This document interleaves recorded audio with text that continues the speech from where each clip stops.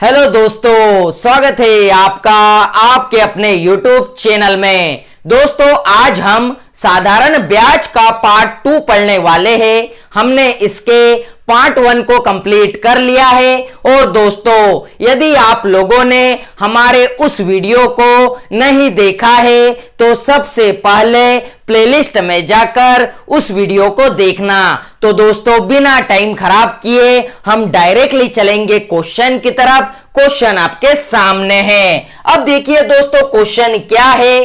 5,600 रुपए पर 4 अप्रैल 2005 से 16 जून 2005 तक का 5% वार्षिक दर से साधारण ब्याज ज्ञात करो। दोस्तों, हमें क्या फाइंड करना है? हमें साधारण ब्याज को फाइंड करना है। और दोस्तों, साधारण ब्याज का फॉर्मूला क्या होता है? मूलधन गुणित दर गुणित समय बटे में 100 होता है। अब देखिए दोस्तों, मूलधन आपके पास कितना है? 5,600 रुपए है। इनटू में दर आपके पास कितनी है? 5% है।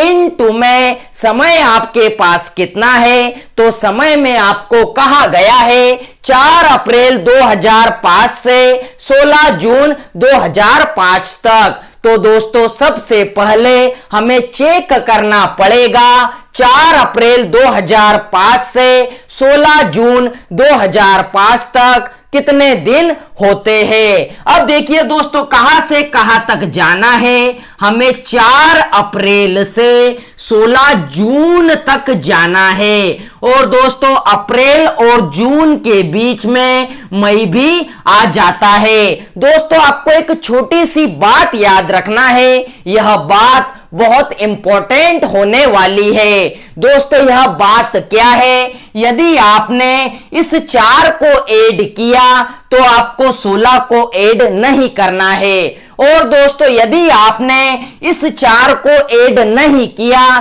तो आपको 16 को ऐड करना पड़ेगा। अर्थात दोस्तों, मेरे कहने का मतलब है या तो आप इसे ऐड कर लो या तो फिर आप इसे ऐड कर लो। तो दोस्तों, हम क्या करेंगे? इस 4 को ऐड नहीं करेंगे। दोस्तों, अप्रैल में कितने दिन होते हैं? अप्रैल में 30 दिन होते हैं। तो 30 में से शुरुआत के 4 दिन तो वेस्ट हो चुके हैं। तो कितने दिन का ब्याज मिलेगा? 26 दिन का ब्याज मिलेगा। अब बात आती है दोस्तों मई की। मई में कितने दिन होते हैं? मई में 31 दिन होते हैं। और मई में हमने कोई छेड़खानी नहीं की तो कितने दिन का ब्याज मिलेगा? पूरे 31 दिन का ब्याज मिलेगा। अब बात आती है दोस्तों, जाना कहां तक है? 16 जून तक जाना है। और दोस्तों, हमने इस 4 को ऐड नहीं किया तो हमें पूरा 16 जून तक जाना पड़ेगा। जब हम पूरा 16 जून तक जाएंगे तो कितने दिन का ब्याज मिलेगा? पूरा 16 दिन का ब्याज मिलेगा। तो दोस्तों, हम क्या करते हैं? इन तीनों को ऐड करते हैं। 26 प्लस में 31 प्लस में 16 कितना हो जाएगा? तो 73 दिन निकलकर आ जाएगा। लेकिन दोस्तों, यह काय में निकला है? यह दिन में निकला है। तो हम क्या करेंगे? इसे 365 से भाग देंगे, क्योंकि एक वर्ष में 365 दिन होते हैं। तो दोस्तों, हमारा समय क्या निकल कर आएगा? 73 बटे में 365 निकल कर आ जाएगा। और दोस्तों, यह जो फॉर्मूले का बटे में 100 है, हमने वह भी लगा दिया। अब देखिए दोस्तों, 73 एकम 73, 73 पंजे 365 होता है। 5 से 5 को कट किया, 2 जीरो से 2 जीरो को कट किया, तो आपका साधारण ब्याज कितने रुपए निकल कर आया? 56 रुपए निकलकर आ गया। तो दोस्तों, उम्मीद करता हूं कि आपको यह क्वेश्चन समझ में आया होगा। अब हम चलते हैं हमारे अगले क्वेश्चन की तरफ। तो देखिए दोस्तों, हमारा अगला क्वेश्चन। देखिए दोस्तों, हमारा अगला क्वेश्चन 9 मार्च 2005 से 21 मई 2005 तक का 1820 रुपए पर 7.1/2% वार्षिक दर से साधारण ब्याज कितना होगा। दोस्तों हमें क्या फाइंड करना है, हमें साधारण ब्याज को फाइंड करना है। और दोस्तों साधारण ब्याज का फॉर्मूला क्या होता है, मूलधन गुणित दर गुणित समय बटे में 100 होता है। अब देखिए दोस्तों मूलधन आपके पास कितना है, 1820 रुपए है, इनटू में दर आपके पास कितनी है, 7.1/2%। तो दोस्तों सबसे पहले हमें इसे साधारण भिन्न बनाना पड़ेगा। अब बात आती है इसे साधारण भिन्न कैसे बनाएं, तो कुछ नहीं करना, इस 2 का गुना 7 में किया 14 होता है, 14 में 1 को ऐड किया तो हम इसे 15/2 भी लिख सकते हैं। इनटू में समय आपके पास कितना है, तो समय में आपको कहा गया है 9 मार्च 2005 से 21 मई 2005 तक। तो दोस्तों सबसे पहले हमें चेक करना पड़ेगा 9 मार्च 2005 से 21 मई 2005 तक कितने दिन होते हैं। अब देखिए दोस्तों कहां से कहां तक जाना है, हमें 9 मार्च से 21 मई तक जाना है। और दोस्तों मार्च और मई के बीच में अप्रैल भी आ जाता है। और दोस्तों पिछले क्वेश्चन में मैंने आपको एक बात बताई है और आपसे कहा भी है, यह बात बहुत इंपॉर्टेंट होने वाली है। दोस्तों वह बात क्या थी, यदि आपने इस 9 को ऐड किया तो आपको 21 को ऐड नहीं करना है। और दोस्तों यदि आपने इस 9 को ऐड नहीं किया तो आपको 21 को ऐड करना पड़ेगा। अर्थात दोस्तों मेरे कहने का मतलब है या तो आप इसे ऐड कर लो या तो फिर आप इसे ऐड कर लो। तो दोस्तों हम क्या करेंगे, इस 9 को ऐड नहीं करेंगे। मार्च में कितने दिन होते हैं, मार्च में 31 दिन होते हैं। तो 31 में से शुरुआत के 9 दिन तो वेस्ट हो चुके हैं, तो कितने दिन का ब्याज मिलेगा, 22 दिन का ब्याज मिलेगा। अब बात आती है अप्रैल की, अप्रैल में कितने दिन होते हैं, अप्रैल में 30 दिन होते हैं। तो अप्रैल में हमने कोई छेड़खानी नहीं की तो कितने दिन का ब्याज मिलेगा, पूरे 30 दिन का ब्याज मिलेगा। और दोस्तों जाना कहां तक है, 21 मई तक जाना है और हमने इस 9 को ऐड नहीं किया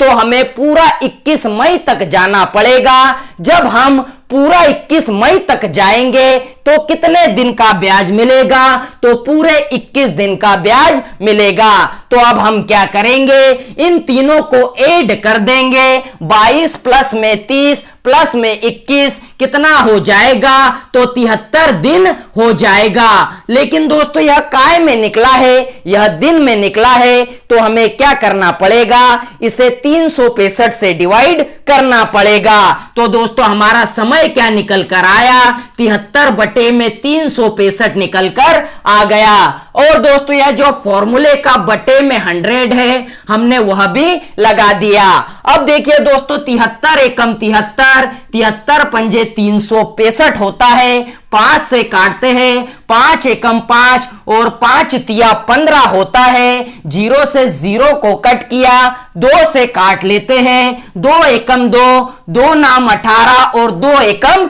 2। अब देखिए दोस्तों 91 गुना में 3 कितना होता है, 273 होता है। और बटे में कितना है दोस्तों, बटे में 10 है। तो हम क्या करेंगे, पीछे से एक डिजिट के बाद में दशमलव को लगा देंगे, अर्थात आपका साधारण ब्याज कितना निकल कर आएगा, तो 27.30 रुपए आपका साधारण ब्याज निकल कर आ जाएगा। तो दोस्तों उम्मीद करता हूं कि आपको यह क्वेश्चन भी समझा होगा। अब हम चलते हैं हमारे अगले क्वेश्चन की तरफ। तो देखिए दोस्तों हमारा अगला क्वेश्चन, देखिए दोस्तों हमारा अगला क्वेश्चन, साधारण ब्याज की किस वार्षिक दर से 3 वर्ष में 4,500 रुपए का मिश्रधन 5,400 रुपए हो जाएगा।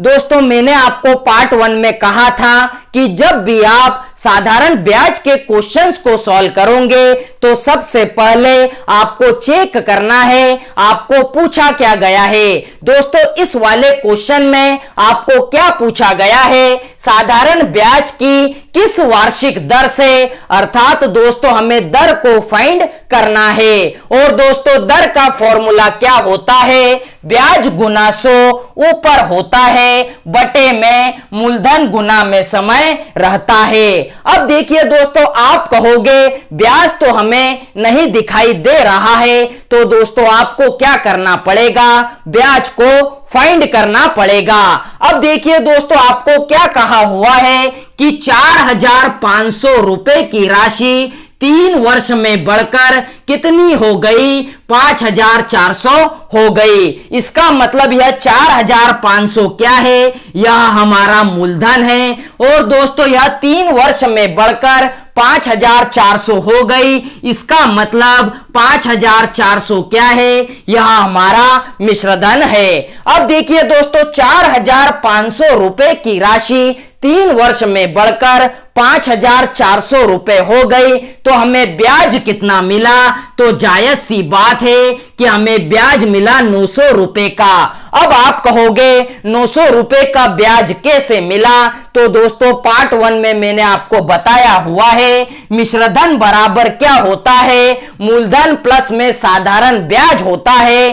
तो दोस्तों 4,500 में जब हम 900 रुपए को ऐड करेंगे जभी तो 5,400 रुपए मिश्रधन हो जाएगा। अब देखिए दोस्तों ब्याज भी हमें मिल गया और मूलधन तो आपके पास पहले से ही था। अब हम क्या करेंगे, इस फॉर्मूले में पुट कर देंगे, तो ब्याज आपके पास कितना है, 900 है, फॉर्मूले का 100 आपके पास है, बटे में क्या है दोस्तों मूलधन, तो मूलधन आपके पास कितना है, 4,500 रुपए है, इनटू में समय आपको दिया गया है 3 साल का। तो दोस्तों इसे सिंप्लीफाई करते हैं, 2 0 से 2 0 को कट किया, 9 से काटते हैं, 9 एकम 9, 9 पंजे 45, 5 से काटते हैं, 5 एकम 5, 5 दूना 10 और ये 0। तो दोस्तों ऊपर क्या है 20 है और बटे में कितना है दोस्तों 3 है, तो हम इसे ऐसा भी लिख सकते हैं 6.2/3%।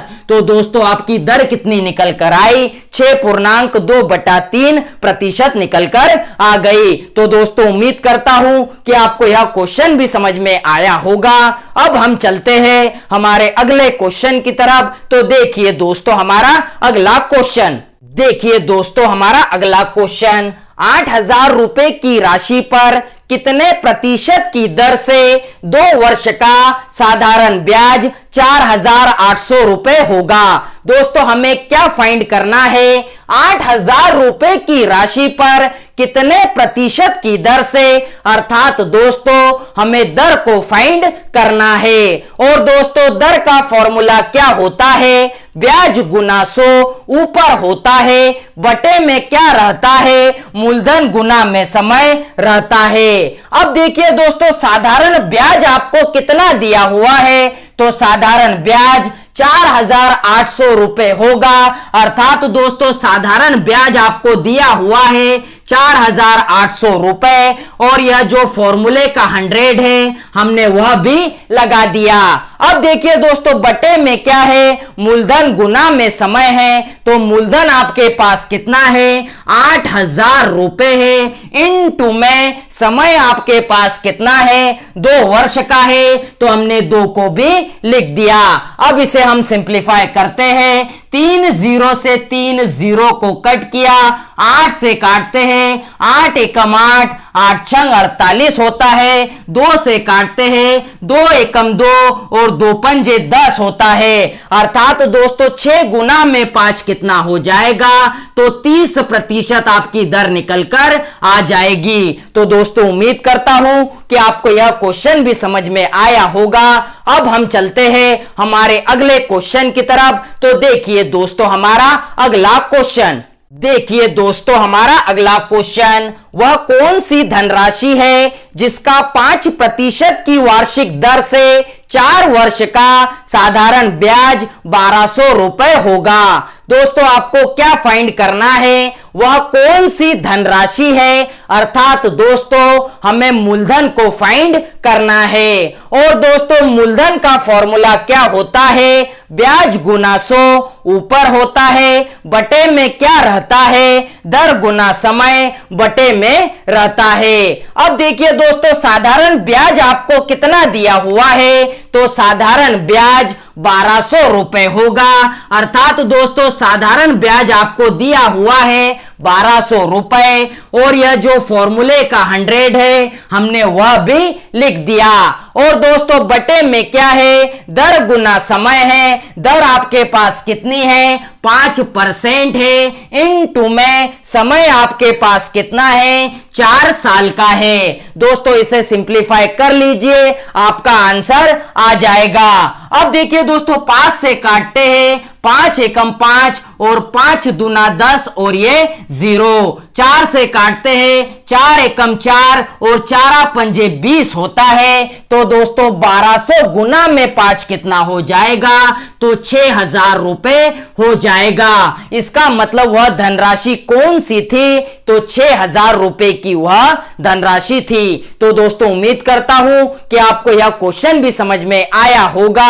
अब हम चलते हैं हमारे अगले क्वेश्चन की तरफ। तो देखिए दोस्तों हमारा अगला क्वेश्चन, देखिए दोस्तों हमारा अगला क्वेश्चन, कितने समय में 8000 रुपए की राशि 10% की साधारण ब्याज की दर से 9600 रुपए हो जाएगी। दोस्तों हमें क्या फाइंड करना है, कितने समय में, अर्थात दोस्तों हमें समय को फाइंड करना है। और दोस्तों समय का फॉर्मूला क्या होता है, ब्याज गुना 100 ऊपर रहता है, बटे में क्या रहता है, मूलधन गुना में दर बटे में रहता है। अब देखिए दोस्तों आप कहोगे कि ब्याज तो हमें दिया नहीं है, तो दोस्तों आपको ब्याज को फाइंड करना पड़ेगा। अब देखिए दोस्तों आपको क्या कहा गया है, 8000 रुपए की राशि थी, वह 10% की दर से बढ़कर कितनी हो गई, 9600 रुपए हो गई। अर्थात दोस्तों यह 8000 क्या है, यह हमारा मूलधन है, और यह 8000 रुपए की राशि बढ़कर 9600 हो गई। इसका मतलब यह 9600 क्या है, यह हमारा मिश्रधन है। अब देखिए दोस्तों 8000 रुपए की राशि 9600 हो गई, इसका मतलब यहां से ब्याज कितना मिलेगा, तो 1600 रुपए का ब्याज मिलेगा।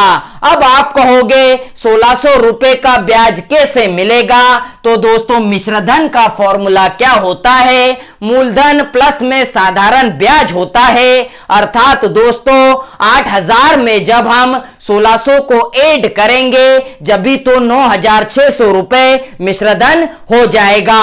अब देखिए दोस्तों ब्याज भी हमारे पास है, मूलधन तो आपको पहले से दिया हुआ है, तो हम क्या करेंगे, इस फॉर्मूले में वैल्यूज को रखते हैं। ब्याज आपने कितना निकाला, 1600 रुपए, फॉर्मूले का जो 100 है वह भी लगा दिया, मूलधन आपके पास कितना है 8000 रुपए है, इनटू में दर आपके पास कितनी है 10% है। अब इसे सिंप्लीफाई कर लीजिए, आपका आंसर आ जाएगा। अब देखिए दोस्तों 4 0 से 4 0 को कट किया, 8 एकम 8 और 8 दूना 16 होता है। इसका मतलब आपका समय कितना निकल कर आया, 2 साल निकल कर आ गया। तो दोस्तों उम्मीद करता हूं कि आपको आज के सारे क्वेश्चन समझ में आए होंगे। यदि आप लोगों को हमारा यह वीडियो अच्छा लगा हो तो वीडियो को ज्यादा से ज्यादा लाइक कीजिए, शेयर कीजिए, सब्सक्राइब कीजिए और हाँ बेल आइकन को जरूर दबाएं, जिससे कि हमारे आने वाले वीडियोस आपको प्रॉपर वे में मिल सके। जय हिंद।